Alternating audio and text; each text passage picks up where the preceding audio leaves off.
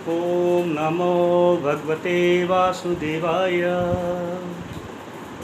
ओम नमो भगवते वासुदेवाय। ओम नमो भगवते वासुदेवाय। नारायणं नमस्कृत्यं नरं चैव नरोत्तमं देवीं सरस्वतीं व्यासं ततो जयमुदीरये। नष्टप्रायेषु अभद्रेषु नित्यं भागवत सेवया भगवते उत्तम श्लोके भक्तिर्भवति नष्टप्रायेषु।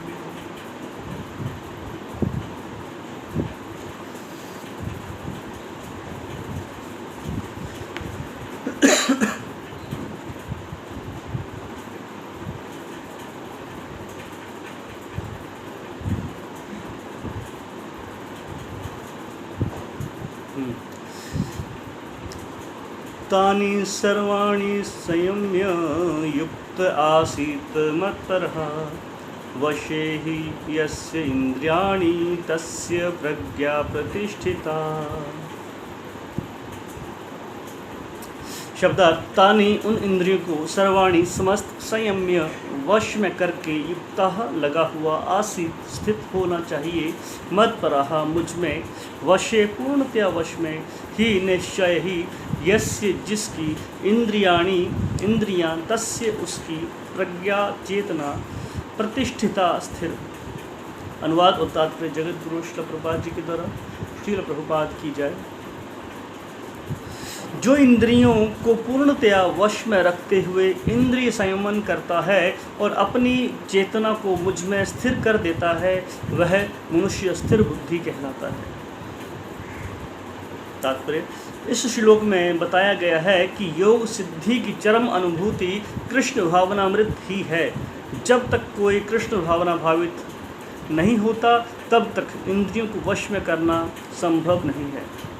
जैसा कि पहले कहा जा चुका है, दुर्वासा मुनि का झगड़ा महाराज अम्बरीश से हुआ क्योंकि वे गर्ववश महाराज अम्बरीश पर क्रुद्ध हो गए, जिससे अपनी इंद्रियों को रोक नहीं पाए। दूसरी ओर यद्यपि राजा मुनि के समान योगी न था किंतु वह कृष्ण का भक्त था और उसने मुनि के सारे अन्याय सह लिए जिससे वह विजयी हुआ। राजा अपनी इंद्रियों को वश में कर सका क्योंकि उसमें निम्नलिखित गुण थे जिनका उल्लेख श्रीमद् भागवत के 9वें स्कंद के 14वें अध्याय के श्लोक संख्या 18 से 20 में हुआ।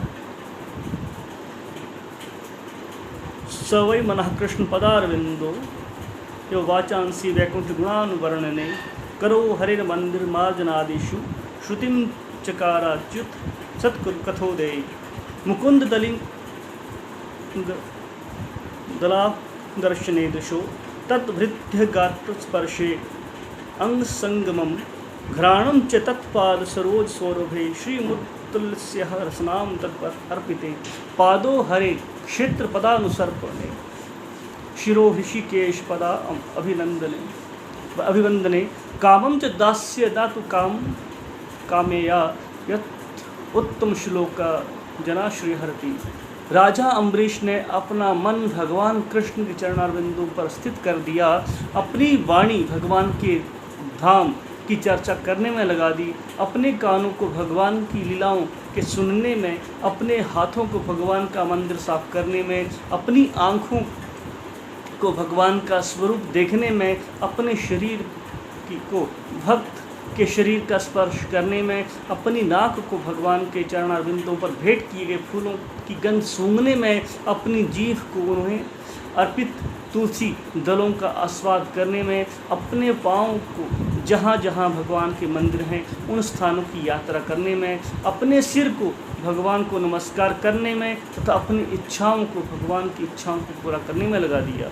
और इन गुणों के कारण वे भगवान के मत पर भक्त बनने के योग्य हो गए। इस प्रसंग में मत पर शब्द अत्यंत सार्थक है। कोई मत पर किस तरह हो सकता है, इसका वर्णन महाराज अम्बरीश के जीवन में बताया गया। मत पर परंपरा के महान विद्वान तथा आचार्य श्री बलदेव विद्याभूषण का कहना है, मद भक्ति ही प्रभावेन सर्व इंद्रिय विजय पूर्विका सब आत्मदृष्टि सुलभेति भावः। इंद्रियों को केवल कृष्ण की भक्ति के बल से वश में किया जा सकता है। कभी कभी अग्नि का भी उदाहरण दिया जाता है। जिस प्रकार जलती हुई अग्नि कमरे के भीतर की सारी वस्तुएं जला देती है, उसी प्रकार योगी के हृदय में स्थित भगवान विष्णु सारे मलों को जला देते हैं। योग सूत्र भी विष्णु का ध्यान आवश्यक बताता है, शून्य का नहीं। तथा कथित योगी जो विष्णु को छोड़कर अन्य किसी वस्तु का ध्यान करते हैं, वे केवल मृग मरीचिकाओं की खोज में वृथा ही अपना समय गंवाते हैं। हमें कृष्ण भावना भावित होना चाहिए, भगवान के प्रति अनुरक्त होना चाहिए। असली योग का यही उद्देश्य है। ओम अज्ञानतिमिरान्धस्य ज्ञानाञ्जनशलाकया चक्षुरुन्मिलितं येन तस्मै श्रीगुरुवे नमः। श्रीचैतन्यमनोऽभीष्टं स्थापितं येन भूतले स्वयं रूपकदा मह्यं ददाति स्वपदान्तिकं। वन्देऽहं श्रीगुरो श्रीयुतपत्कमलं श्रीगुरुवैष्णवांश्च श्रीरूपं साग्रजातं सहगण रघुनाथान्वितं तं सजीवं साद्वैतं सावधूतं परिजनसहितं कृष्णचैतन्यदेवं श्रीराधाकृष्णपादान् सहगण ललिता श्रीविशाखान्विताश्च। हे कृष्ण करुणा सिंधु दीनबन्धु जगत्पते गोपेश गोपिकान्त राधाकान्त नमोस्तुते। तप्तकाञ्चन गौरांगी राधे वृन्दावनेश्वरी विश्वभानुसुते देवी प्रणमामि हरिप्रिये। वाञ्छाकल्पतरुभ्यश्च कृपा सिन्धुभ्यैव च पतितानां पावनेभ्यो वैष्णवेभ्यो नमो नमः। जय श्री कृष्ण चैतन्य प्रभु नित्यानंद श्री अद्वैत गदाधर श्रीवासादि गौर भक्तवृंद। हरे कृष्ण कृष्ण कृष्ण हरे हरे, हरे राम राम राम हरे हरे। नमो विष्णुपादाय कृष्णप्रेष्ठाय भूतले श्रीमते भक्तिवेदांत स्वामिनिति नामिने। नमस्ते सरस्वती देवी गौरवाणी प्रचारिणे निर्विशेष शून्यवादी पाश्चात्य देशतारिणी।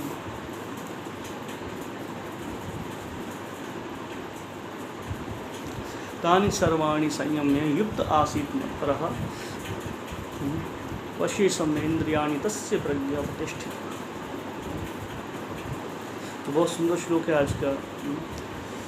भगवान कहते हैं कि जो इंद्रियों को पूर्णतया वश में रखते हुए इंद्रिय संयमन करता है और अपनी चेतना को मुझ में स्थिर कर देता है, वह मनुष्य स्थिर बुद्धि कहलाता है।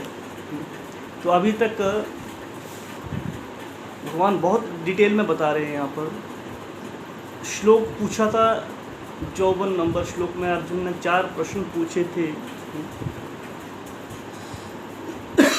तो उनका भगवान आंसर यहाँ पर दे रहे हैं।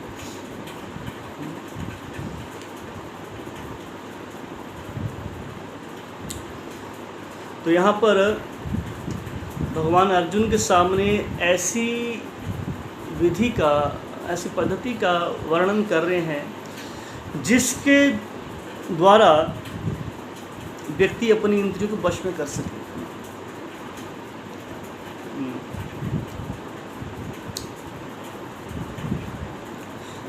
इससे पिछले श्लोक में भगवान ने बताया था कि अगर कोई व्यक्ति भगवान का आश्रय नहीं लेता, भगवान की भक्ति नहीं करता है और अपनी तपस्या, अपने बल पर अपनी इंद्रियों का दमन करने की कोशिश करता है, उनको वश में करने का प्रयास करता है, तो होता क्या है, उसका परिणाम उल्टा होता है। वो चाह के भी अपनी इंद्रियों को वश में नहीं कर सकता। इसमें हमने कुछ उदाहरण दिए थे, जैसे महाराज पांडु का उदाहरण दिया था, शिवजी का भी उदाहरण दिया था। तो जो अपने बल पूर्वक अपनी शक्ति से इंद्रियों को वश में करने की कोशिश करता है, उसका पतन होता है। विश्वामित्र का भी उदाहरण दिया था हम लोगों ने। तो पर यहाँ पर भगवान यहाँ पर बता रहे हैं कि जो भक्ति को स्वीकार करता है वो आसानी से अपनी इंद्रियों को वश में कर सकता है, उनका दमन कर सकता है। तो यहाँ पर इस श्लोक में भगवान ने 3 जो है शिक्षाएं दी हैं। मैं पढ़ रहा था रात को, तो बहुत सुंदर हैं, कोशिश करते हैं इसकी पे चर्चा करने का। तो यहाँ शब्द है तानि सर्वाणि संयम्य। तानि सर्वाणि संयम क्या है? तो इसका मतलब है कि उन सभी इंद्रियों को वश में करके,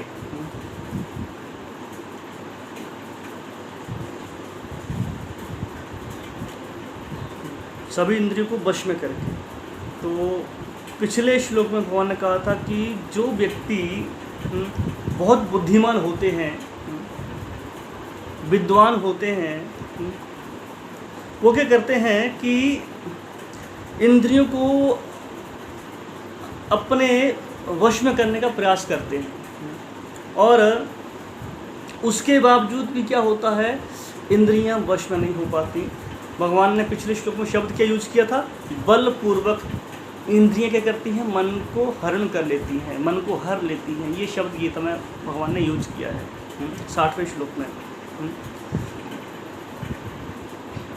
तो अगर ध्यान से सोचें तो जब इंद्रियां मन को हर लेती हैं तो ऐसा क्या करे कोई? कैसे संभव है कि इन इंद्रियों को वश में कैसे किया जा सके? बहुत मुश्किल बता रहे हैं भगवान कि इंद्रियां जो हैं इतनी चंचल हैं, इंद्रियों की तुलना सांप से करी गई है।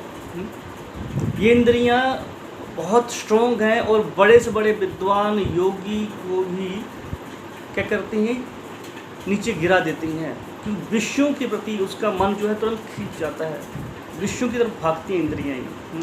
तो कैसे कोई इनको बस में कर सके? तो इसका उत्तर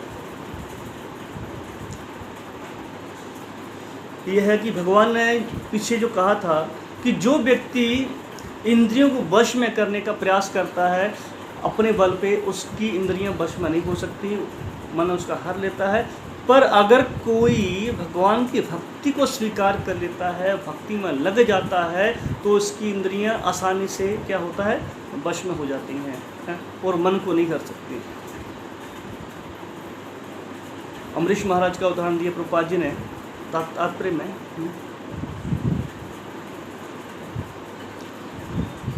तो यहाँ पर इस श्लोक में भगवान ने हमें पहली शिक्षा क्या दी है कि अब व्यक्ति को क्या करना चाहिए? पहली बात, अपनी इंद्रियों को संयमित करने का प्रयास करना चाहिए।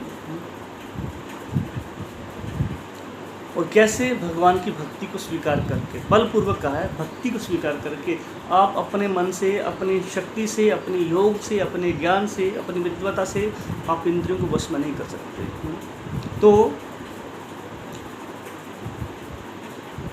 यहाँ पर कोई ये बात कह सकता है, वो सोच सकता है इस बात के ऊपर कि अगर कोई इंद्रियों को वश में करने का प्रयास करता है तो जो इंद्रियों से जो सुख होते हैं ना, सुख मिलता है इंद्रियों के माध्यम से, तो अगर हम उसको त्याग देंगे तो क्या होगा? क्या ये सुख हमें दोबारा मिलेगा? क्योंकि हर कोई इंसान आज सुख के पीछे भाग रहा है।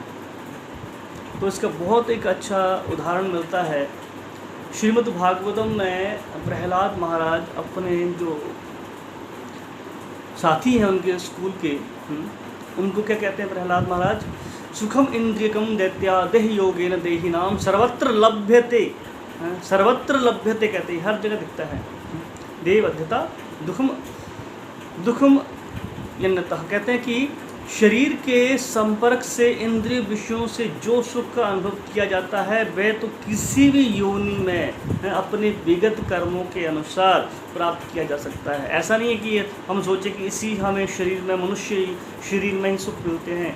कहते हैं ये शरीर तो अपने कर्मों के अनुसार, अपने पूर्व में जो कर्म किए हैं उनके अनुसार हर योनि में मिलता है, वो भी कैसे? बिना प्रयास से। कभी किसने कोशिश करी है कि मुझे दुख मिले? कोई मेहनत करता है दुख हासिल करने के लिए कि मुझे ज़बरदस्त दुख मिले, मैं सड़क पे निकलूँ तो मेरा बड़ा वाला गाड़ी में ठोक के चली जाए, मुझे कोई सोचता है ऐसा? भगवान के मंदिर जाता है, कोई प्रार्थना करता है कि भगवान मैं जब घर पहुँचूँ, मुझे बड़ी बीमारी हो जाए। कोई भी भगवान से दुख नहीं मांगता। अच्छा, किसी ने प्रार्थना करी थी भगवान की ऐसी महामारी आ जाए? मतलब कोई दुख नहीं मांगता, पर दुख आते हैं। जिस तरह बिन मांगे दुख आते हैं, वैसे बिन मांगे भी सुख आते हैं। जैसे रात होनी है तो सुबह होनी ही होनी है, उसको कोई रोक नहीं सकता। तो इसलिए प्रहलाद कहते हैं कि ये तो हर योनि में इंसान के अपने कर्मों के हिसाब से उसको सुख मिलते रहते हैं। इसलिए हमें क्या करना चाहिए? हमें इंद्रियों को जो विषय है उनसे खींचना चाहिए, वहाँ से हटाना चाहिए। तो कोई नुकसान नहीं है, वहाँ से हटा लेना चाहिए, क्योंकि इससे क्या होता, इंसान नए नए कर्म बना के उनके बंधन में फंसता जाता है। तो यहाँ पर इसलिए कहा तानि सर्वाणि संयम, कि हमें कोशिश करनी चाहिए उनको खींच कर मन को, इंद्रियों को विषयों से हटाना चाहिए, बलपूर्वक हटाना चाहिए। तो अगले शब्द हैं यहाँ पे, कहते हैं युक्त आसीत मत परह। युक्त आसीत कहा गया है, मतलब कि उचित ढंग से, कहते हैं कि मेरे परायण होना चाहिए, विधि से मेरे भक्ति में लगना चाहिए। तो पिछले जो शब्द कहे भगवान ने, तानि सर्वाणि संयम, सम्यक कहा, और अब भगवान क्या कह रहे हैं कि उन सभी इंद्रियों को रोक कर क्या करना है,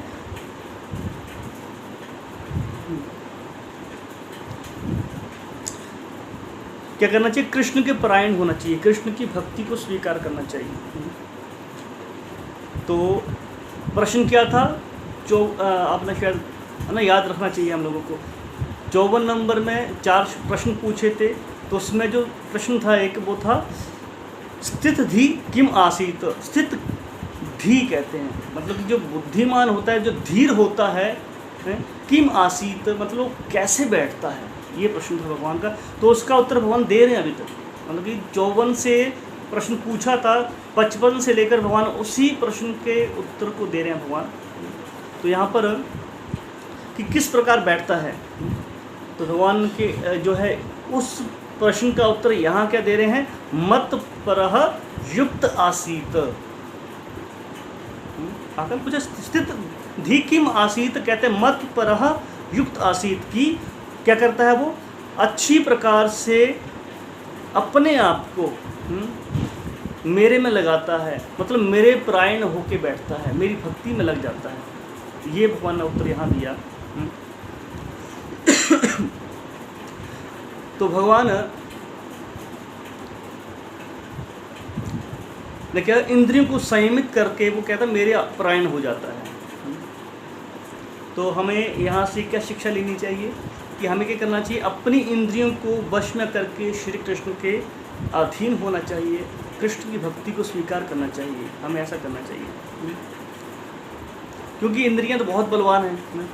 कहते हैं ना कि इंद्रियां इतनी बलवान है, जैसे कोई बलवान शत्रु है ना, उसको हम छोड़ दें या अपने बल पे, माना कि जो मुझसे बलवान है, मैं उससे अगर मैं युद्ध करूं और अपने बल से युद्ध करूं, मैं उसको पकड़ भी दूं अपनी बाहों में, तो हो सकता है मैं उसको पकड़ ना पाऊं ज़्यादा देर तक, है ना, जो मुझसे बलवान है वो। तो हमें क्या करना चाहिए, हमें किसी दूसरे का सहारा लेना चाहिए।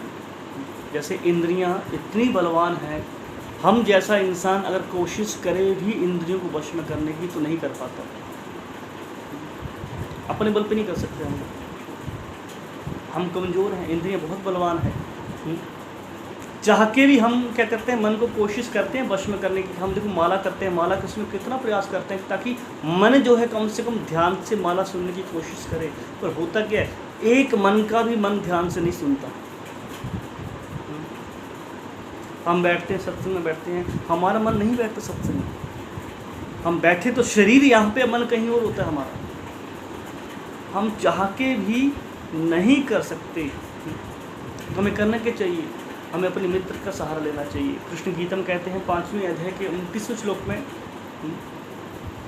सुहृदम सर्वभूतानाम भोक्ताराम ये कि तपसम सर्वलोक महेश्वरम सुहृदम सर्वभूतानाम। कहते हैं कि मैं क्या हूँ, सुहृदम हूँ, वेल विशर हूँ किसका, सर्वभूतानां। तो सुहृद कौन होता है, मित्र होता है। जैसे अर्जुन ने क्या किया, सहारा लिया, अर्जुन के सारथी बने कृष्ण, लगाम दे दी कृष्ण के हाथ में। तो वैसे ही अगर हम अपनी लगाम कृष्ण के हाथ में दे दें, कृष्ण के अधीन हम हो जाएं, तो अर्जुन से बलवान थे सारे, पर अर्जुन ने क्या किया, कृष्ण का आश्रय लिया और आसानी से युद्ध को जीत लिया। वैसे ही अगर हम क्या करें, भगवान के शरणागत हो जाएं, और करना क्या है, अर्जुन ने अपनी इंद्रियां भगवान की सेवा में लगा दी। अर्जुन ने युद्ध किया, किसके लिए युद्ध किया, भगवान की प्रसन्नता के लिए युद्ध किया। अर्जुन बैठा नहीं आराम से, युद्ध के लिए कहा अर्जुन ने, बिना सोचे उसके बाद गीता सुनी, तुरंत युद्ध के लिए तैयार हो गया। मतलब उसने अपनी इंद्रियों को सेवा में लगाया। मत परा का मतलब, आसीत का मतलब बैठने का मतलब ये नहीं होता किम आसीत की कैसे बैठ गया, इसका मतलब ये नहीं कि चुपचाप बैठ गया, कुर्सी लगा ली बैठ गई, बिल्कुल कोई काम धंधा नहीं किया। मतलब कि अपनी इंद्रियों को भगवान की सेवा में लगा दिया। वैसे ही हम अगर अपनी इंद्रियों को भगवान की सेवा में लगाते हैं, उसको कहते प्रॉपर बैठना। मतलब कि भौतिक चीज़ों से अपनी इंद्रियों को हटाकर कृष्ण की सेवा में लगा देना। और जब तक हम कृष्ण का आश्रय नहीं लेते, तब तक हमारे अंदर ये अभिमान बना रहता है कि मैं कर सकता हूँ, मैं कर, अहंकार विमूढ़ आत्मा करता अहम इति मन्यते। जो योगी होता है वो अहंकारी होता है, करता अहम इति मन्यते, कहता मैं कर सकता हूँ, मैं करूँगा, उसका ये धारणा होती है। वो अपने बल पे क्या करता है, कोशिश करता है अपनी इंद्रियों को वश में करने की, पर इंद्रियां हमारे वश में नहीं हैं। इंद्रियां भगवान की द्वारा ही, भगवान की कृपा से ही वश में हो सकती हैं। तो इसलिए भगवान यहाँ कह रहे हैं युक्त आसीत मत परहा, मतलब कि अच्छी तरह से अपने आप को मेरी सेवा में लगा दो। तो तात्पर्य में लिखता है प्रभुपाद जी यहाँ पे, तो प्रभुपाद जी ने लिखा यहाँ पर तात्पर्य में, और अमरीश महाराज का उदाहरण दे रहे हैं। क्या लिखते हैं प्रभुपाद जी, दुर्वासा मुनि का झगड़ा महाराज अम्बरीश से हुआ क्योंकि वे गर्ववश महाराज अम्बरीश पर क्रुद्ध हो गए। योगी के लक्षण है, योगी जो होते हैं, क्योंकि जो इंसान बहुत कठोर तपस्या करता है उसका हृदय कठोर हो जाता है, ईगो होता है उसके अंदर। तो दुर्वासा ऋषि जो थे, मैंने पिछले श्लोक में देखा कैसे दुर्वासा ऋषि सिर्फ इसीलिए गए कुंती के पास कि मैं इसको श्राप दूंगा, उनकी मंशा ही श्राप देने की थी पहले से ही। तो वैसे ही यहाँ पर अब अम्बरीश महाराज कितने विनम्र हैं, कितने शुद्ध भक्त हैं भगवान के, वो तो सिर्फ एकादशी का व्रत का पारण कर रहे हैं कि मुझे व्रत का पारण करना है। चलो ब्राह्मण आ गए तो ब्राह्मण का सम्मान करना बहुत जरूरी है, ब्राह्मण को बिना खिलाए कभी नहीं खाना चाहिए, शास्त्र कहते हैं। ब्राह्मण के मुख से भगवान खाते हैं। तो अम्बरीश महाराज आए, तो अम्बरीश महाराज के पास जैसे ही दुर्वासा ऋषि आए, तो छोटी सी बात को लेके कि पानी क्यों पिया, बस पानी क्यों पिया तुमने, मेरा अपराध कर दिया, मुझे बुलाए तुमने, मुझे बुलाया और मुझे बिना पूछे तुमने पानी पी लिया, पहले फर्ज था तो मुझे पानी पिलाना तुमने। द्वादशी का व्रत करना था, टाइम लिमिटेड टाइम था कि उस टाइम के दौरान ही व्रत खोलना होता है। वो तो गए वहाँ नहाने लग गए, और ऐसे नहाने लगे कि आना भूल गए, और वहाँ व्रत का टाइम निकला जा रहा है। तो अम्बरीश महाराज ने विद्वानों से पूछा, पंडितों से पूछा, तो उन्होंने कहा देखो पानी एक ऐसी चीज़ है, पानी पीने से व्रत खुलता भी है और नहीं भी खुलता है। अगर निर्जला हो तो पानी पी लेंगे तो व्रत भी खुल जाएगा आपका, और खुला है और नहीं भी खुला ये भी माना जाएगा। तो इस बात को लेके इतने गुस्सा हुए, अपनी इंद्रिय को रोक नहीं पाए, अपने क्रोध को रोक नहीं पाए दुर्वासा ऋषि। और लिखा है प्रभुपाद लिखते हैं यहाँ पे, दूसरी ओर यद्यपि राजा मुनि के समान योगी न थे, किंतु वे कृष्ण के भक्त थे, और उन्होंने मुनि के सारे अन्याय सह लिए जिससे वे विजयी हुए। मुनि नहीं थे पर भक्त थे। तो इस से पता चलता है कि व्यक्ति जब तक अपनी इंद्रियों को भगवान की सेवा नहीं लगाता है उसकी इंद्रियां वश में नहीं हो सकती। जिस समय दुर्वासा ऋषि ने अम्बरीश महाराज को मारने के लिए कृत्या नामक राक्षसी प्रकट करी, और जैसे राक्षसी को अम्बरीश महाराज को मारने के लिए गई, उसी टाइम क्या भगवान कृष्ण का सुदर्शन आके खड़ा हो गया, कृत्या को मार दिया। और कृत्या को मारा, अब जिसने कृत्या को भेजा था उसकी बारी आती है अम्बरीश महाराज की। अब अम्बरीश महाराज अपनी जान बचाकर कहा तीनों लोकों में घूमे थे, पूरी पृथ्वी घूम मारी, स्वर्ग में इंद्र के पास गया, कहा मुझे बचाओ। किससे? कहते चक्कर से। कहते इस चक्कर में हम नहीं पड़ते, कौन लड़ेगा सुदर्शन चक्कर से। मैं पहले कई बार मुक्की खा चुका हूँ, इंद्र को तो बहुत एक्सपीरियंस है मार खाने का। कई बार भगवान कृष्ण से युद्ध किया। कहते हैं कोई एहसान फरामोश है भक्तों में तो इंद्र है। हर बार जब इंद्र देवताओं की माता की कर्ण कुंडल है ना, कानों के कुंडल भौमासुर लेके गया था छीन के, भगवान कृष्ण ने वापस दिलवाए थे उनको। असुर को हरा के वो कुंडल भगवान इंद्र को देख के आए और वापसी में आने लगे तो खाली उनकी पत्नी ने क्या रिक्वेस्ट कर ली कि मुझे यहाँ से एक वृक्ष चाहिए, कल्प वृक्ष चाहिए, बस इतनी सी बात। कल्प वृक्ष का ले लिया, इंद्र लड़ने आ गया, पूरी सेना लेके आ गया। पूजा के बंद करवाई, इंद्र लड़ने आ गया। तो कहता नहीं अब मैं नहीं लड़ सकता भाई, मैं इस चक्कर में नहीं पड़ता। तो वहाँ से भागे, ब्रह्मा के पास गए। ब्रह्मा कहता मैं भी इस चक्कर में नहीं पड़ता। शिव जी के पास गया था, मैं भी नहीं पड़ता। कहता कौन बुझाएगा? कहता सुदर्शन चक्र है किसका? कहता कृष्ण का, उसके पास जाओ। जब वहाँ पहुँचे कृष्ण कहता मैं भी नहीं पड़ता, मैं भी नहीं बुझा सकता। क्यों? तूने अपराध किसका किया? कहता है मेरा अपराध कोई करे तो मैं सहन कर लेता हूँ, पर मेरे भक्त का कोई अपराध करता है तो मैं सहन नहीं करता। तो वापिस फिर अम्बरीश महाराज के पास उनके चरणों में आके गिरना पड़ा एक ब्राह्मण को भी, एक योगी, क्योंकि अम्बरीश महाराज शुद्ध भक्त थे भगवान के। उन्होंने अपनी इंद्रियों को भगवान की सेवा में लगाया था। लिखा ना कि वो अपने हर इंद्रिय से सिर्फ भगवान की सेवा करते थे। और यही कारण था इंद्रियां उनका कुछ नहीं बिगाड़ सकी, उनके मन को वो हार नहीं सकी इंद्रियां जो है अम्बरीश महाराज के। तो भक्ति विनोद ठाकुर बहुत सुंदर एक भजन गाते हैं। कहते हैं मानस देहोगे हो जो किछु मोर। कहते कि वहाँ पे बहुत सुंदर भजन है ये। कहते हैं मानस देहोगे हो जे जो किछु मोर। आगे कहते हैं अर्पिलूं तुया पदे नंद किशोर। कहते हैं हे नंद किशोर कृष्ण, कहते हैं हे श्री कृष्ण, मेरे अधिकार में जो क्या है, मेरा मन है, शरीर और धन जो भी है, क्या सब कुछ आपके चरणों में क्या है अर्पित है। और आगे क्या कहते हैं उसके बाद कि मारी वो राखी वो जो इच्छा तुम्हार। कहते हैं कि अब तुम्हारा अधिकार है, मारना है या रखना है, ना तुम्हारी इच्छा है।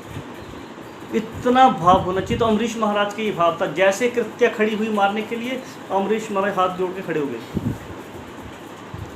उन्होंने कोई पलट के कोई बाहर नहीं किया, हाथ जोड़ के खड़े हो गए। क्यों? भगवान के चरणों का ध्यान करते हुए। तुम्हारी इच्छा है, क्योंकि मेरे ऊपर आपका अधिकार है।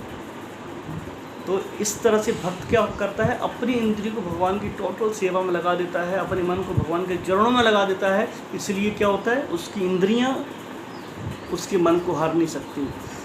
तो इसलिए भगवान ने यहाँ क्या, युक्त आसित मत परहा, मतलब मेरे परायण हो जाओ, मेरी भक्ति में लग जाओ।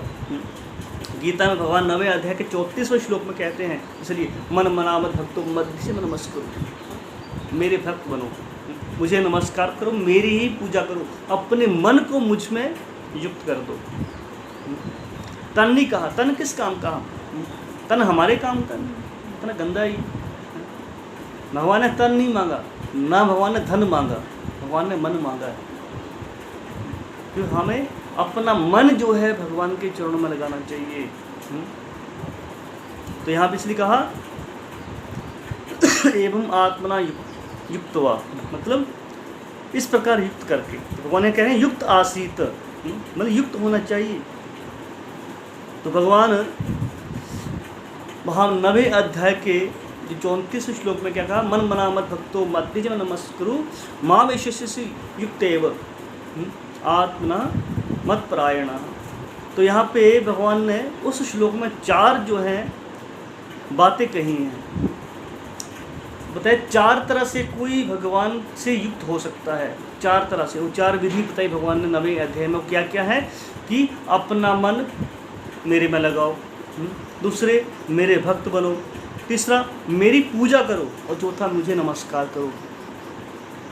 ये 4, इन 4 तरह से कोई भगवान से युक्त हो सकता है, भगवान से जुड़ सकता है। तो ये जो श्लोक है, इस श्लोक में जो भगवान ने कहा है, इसी श्लोक को और अच्छे डिटेल से समझाने के लिए भगवान ने 9वें अध्याय के 34वें श्लोक में यही बात ज़्यादा रिपीट करी। मतलब इन्हीं शिक्षाओं को भगवान ने अगले अध्याय में और अच्छे से समझाया हुआ है। तो दूसरी लाइन में भगवान ने क्या कहा, वश्य ही यस्य इंद्रियाणि तस्य प्रज्ञा प्रतिष्ठिता। मतलब जिस व्यक्ति की इंद्रियां इस प्रकार से लगी हैं मेरी सेवा में, उसकी बुद्धि स्थिर है। सिर्फ उसी इंसान की, क्या मतलब कृष्ण की सेवा में लगी हुई है। तो जब कोई भगवान की सेवा में अपनी इंद्रियों को लगा देता है, तब कोई इन इंद्रियों को कंट्रोल कर सकता है। क्योंकि इंद्रियां क्या हैं, इंद्रियां भोगना चाहती हैं, उन्हें भोग चाहिए।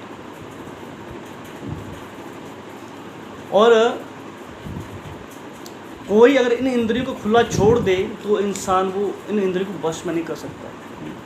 इसलिए भगवान यहाँ कह रहे हैं कि जिसकी इंद्रियां इस प्रकार वश में आ चुकी हैं, उसी की बुद्धि स्थिर है, उसी की बुद्धि स्थिर है। तो इंद्रियों को वश में करने का मतलब क्या हुआ, श्री कृष्ण को प्रसन्न करना। बस अगर कोई श्री कृष्ण को प्रसन्न कर लेता है, जैसे परीक्षित महाराज से शुकदेव गोस्वामी कहते हैं भागवत में, बहुत अच्छी बात कहते हैं। वहाँ पर क्या कहते हैं, वहाँ लिखा है, क्योंकि आप वासुदेव कृष्ण की कथाओं के प्रति इतने आकृष्ट हो, इतने मतलब कि सुनने के लिए आप प्यासे हो, ललायित हो, इसलिए क्या है, वहाँ लिखते हैं कि इसीलिए तुम्हारी बुद्धि क्या है, आध्यात्मिक ज्ञान में स्थिर है। और इसलिए जीवन का लक्ष्य है, तुम उसके लिए क्या है, जानने के लिए आतुर हो। तो जब तक कोई अपनी इंद्रियों को भगवान की सेवा में नहीं लगा सकता, नहीं लगाता है, तब तक उसकी बुद्धि स्थिर हो ही नहीं सकती। भागवत में 11वें स्कंद में पढ़ेंगे, जब भागवत 11वें स्कंद पहुँचेंगे तो भागवत के 11वें स्कंद में बताया गया है, इन इंद्रियों की तुलना पत्नियों से करी गई है। पत्नियाँ जो हैं उनकी तुलना इंद्रियों से करी गई है। वहाँ लिखा है कि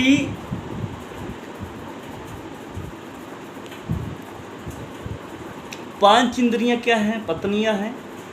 वो जो जीवात्मा वो पति है। और सोचो, जिस व्यक्ति की अगर 5 पत्नियां हों,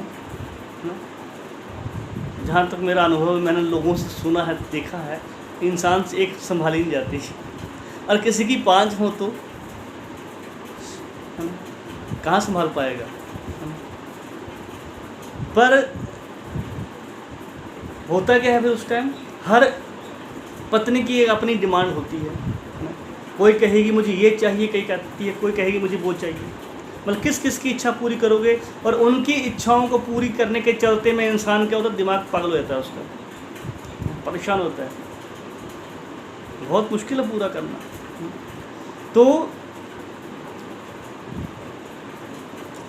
वो 5 इंद्रियां क्या है हमारी, है ना। जैसे नाक क्या करता है, सूंघना चाहता है, कान सुनना चाहते हैं, आंखें देखना चाहती हैं, त्वचा स्पर्श करना चाहती है, जीवा चखना चाहती है। ये 5 इंद्रियां पांचों अलग अलग डिमांड करती हैं। कान सोचते हैं, कहते हैं कि मुझे अच्छा सुनने को चाहिए, है ना, फिल्मी गाने चाहिए, बहुत बढ़िया फिल्मी गाने सुनने में मज़ा आता है।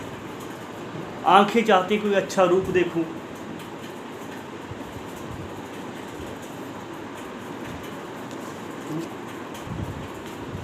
तो हर इंद्री क्या चाहती है, पेट जीवा चाहती है कि उसे अच्छा भोजन मिले, है ना। तो मतलब हर इंद्री क्या है, हमें खींचती है कि मेरी डिमांड पूरी करो। पर जैसे ही कोई जैसे जीवात्मा पति कहा गया, जैसे ये जीवात्मा अपनी इंद्रियों को, अपनी पत्नियों को भगवान की सेवा में लगा देता है।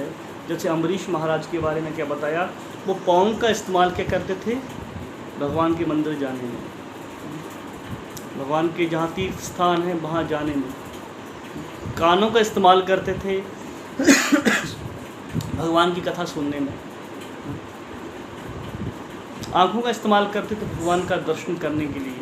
त्वचा का इस्तेमाल करते थे भक्तों का स्पर्श करने के लिए।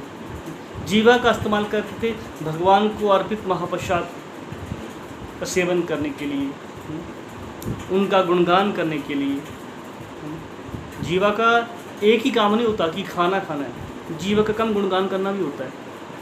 और कोई जीव जो है भगवान का गुणगान नहीं करती तो सिर्फ उसके लिए क्या कह सकते हैं, जैसे कोई मांस का टुकड़ा उठा के मुंह में कोई नहीं रखता, तो वैसे भी ये मांस का लोथड़ा मुंह में रखा हुआ हम लोगों ने। और ये भगवान का गुणगान नहीं कर सकती तो मांस का टुकड़ा ही है, सिर्फ ये तो मांस का टुकड़ा ही है ये। नासिका का इस्तेमाल कैसे करते थे, भगवान के चरणों में अर्पित तुलसी दल, है ना, फूलों का गंध लेने में, उनका सुगंध लेने में।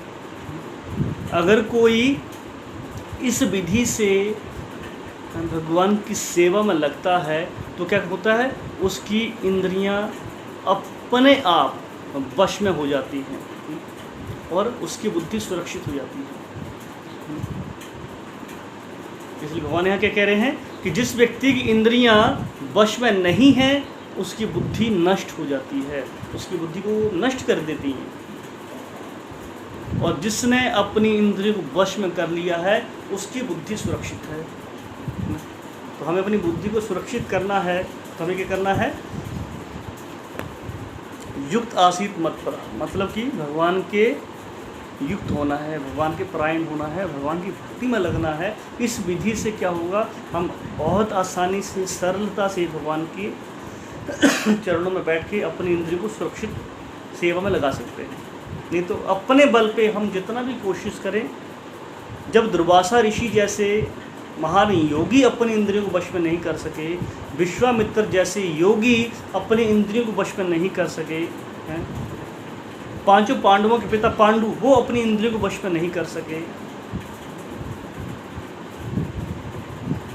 शिवजी जैसे इतने बड़े योगी वो अपनी इंद्रियों को वश में नहीं कर सके अपने बल पर। हालांकि शिवजी महान योगी हैं, शिवजी से बड़ा योगी कोई नहीं है, पर वहाँ क्या लिखा है भागवत में, बस शिवजी में थोड़ी देर के लिए अहम आया था। शिवजी ने क्या सोचा, देखो भगवान ने कहा भी कि शिवजी से, देखो ये रूप आपके लिए नहीं है, ये माया वाला रूप है, ये तो सिर्फ मैंने देवताओं को भ्रमित करने के लिए रूप प्रकट किया था। तो शिवजी कहते हैं नहीं मैं देखना चाहता हूँ। देवता उस रूप से आकर्षित नहीं हुए तो मैं कहाँ होऊंगा, मैं तो देवादिदेव हूँ, मैं तो देवों से श्रेष्ठ हूँ ना। जब देवता अगर उसको रूप को देख के विचलित नहीं हो तो मैं विचलित कैसे हो सकता हूँ। बस वहाँ इतनी सी देर के लिए शिव जी में क्या विचार है कि मैं कर सकता हूँ, इस अहंकार को भगवान ने तुरंत खत्म कर दिया। उस रूप को देखे शिव जी भी विचलित हो गए। तो मतलब कि हम कभी भी अपनी इंद्रियों को वश में नहीं कर सकते अपने बल पर। हमें करना क्या है, इसलिए अपनी इंद्रियों को भगवान की सेवा में लगाना है। बस भगवान की सेवा में अपनी इंद्रियों को लगा देंगे। खाना है तो सिर्फ कृष्ण प्रसाद, ये ठान लेना चाहिए। नहीं खाएंगे दुनिया में कुछ भी इसके अलावा, जो खाएंगे भगवान को अर्पित ही करके खाएंगे बस। और जो कहते हैं पहली इंद्रिय जीवा है, और इस जीवा को कोई वश में कर सकता है वो कृष्ण प्रसाद के द्वारा कर सकता है। और प्रभुपाद जी ने करके दिखाया। प्रभुपाद जी ने सिर्फ कृष्ण प्रसाद खिला के ही लोगों को भक्त बनाया। तो हमें इन विधियों को जीवन में उतारने का प्रयास करना चाहिए। और इन विधियों के द्वारा ही हम आसानी से अपनी इंद्रियों को वश में कर सकते हैं, दूसरा कोई तरीका नहीं है ना। तो हमें करना है युक्त आसीत मत परहा। कृष्ण कहता है कि मेरे आसीत हो जाओ, हैं, मेरे से युक्त हो जाओ, तब तुम आसानी से क्या करोगे, तुम्हारी क्या तस्य प्रज्ञा प्रतिष्ठिता, आसानी से हो जाएगी। चेतना क्या है, प्रतिष्ठित हो जाएगी, स्थिर हो जाएगी। इस श्लोक में कौन ने ऐसा कहा, ठीक है। अब किसी का कोई